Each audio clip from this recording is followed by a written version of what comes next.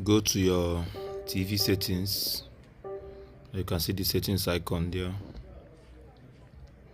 Click on the settings, then you have to scroll down to device and preference, then scroll down.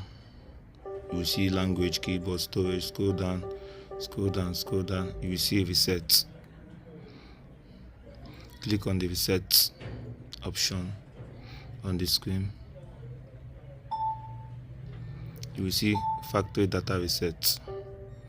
So erase everything. This will erase all data from device internal storage, including your Google account, system and apps, and settings and downloaded apps. If you want to reset your TV, you have to click on erase everything. Your TV will be resetted to factory settings. So that's all for today. Share, subscribe, and like this video. Thank you. Turn on the notification for more videos.